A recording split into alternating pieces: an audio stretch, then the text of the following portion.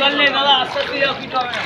আমরা তো যাচ্ছি, সবাই যাচ্ছি, আস্তে আস্তে যাও। হ্যাঁ, ওই পাথরপট্টি গায়ে এতটা করে জল আছে। পাথরপট্টি গাছে জলটা একটু বেশি। এখানে তো উঁচু আছে, পাথরপট্টি গায়ে একটু উঁচু আছে, ওই ঢালু আছে।